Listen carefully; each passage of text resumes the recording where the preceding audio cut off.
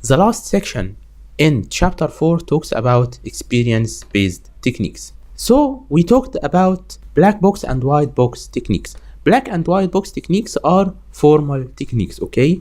You follow a formal process to reach your results. But experience-based techniques is based on the tester's skill and intuition and experience with similar applications and technologies. So for example, you as a tester worked with a lot of e-commerce website or a lot of gaming applications, okay? So you have a good experience, a high experience that helps you in finding defects in new projects, okay?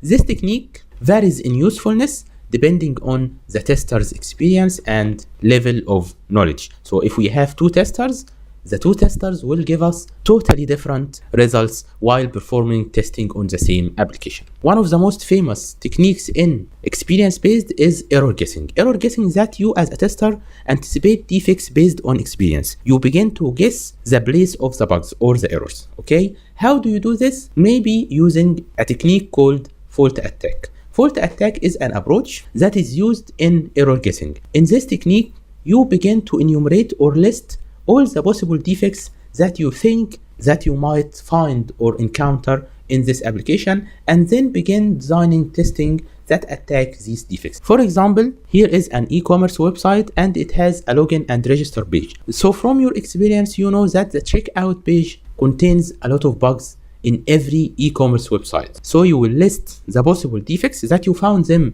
previously in another projects which are similar to this one, and begin to design your test cases with the goal of attacking these types of defects. The most famous technique in experience-based testing is exploratory testing. Exploratory testing is that we do everything at the same time. If you remember the test process, we begin by planning, then analysis, then execution, then closure activities and learning. Here we don't have time. Either we have a severe time pressure or we don't have adequate specifications and requirements. We don't know the requirements about this project. So here we have, for example, a session for 1 hour or 2 hours. In this session, you begin to open the application or the website without knowing anything about it. And first, you begin by learning about it, okay? You explore it, like its name says, exploratory. You begin to explore this application and learn about it. And then you begin to design your test cases.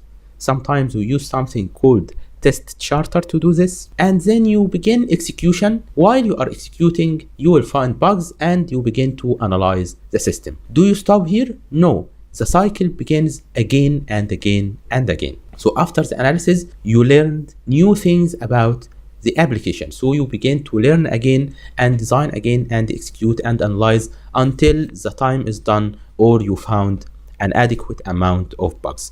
So why do we use exploratory testing? Because most of the time in the market today, we don't have enough time to perform formal testing techniques. This is the end of chapter 4. If you have any question, write it in the comments section. And don't forget to like the videos, subscribe to our channel, and recommend the series if you like it to your friends and colleagues. Thank you. Assalamu alaikum wa rahmatullahi wa barakatuh.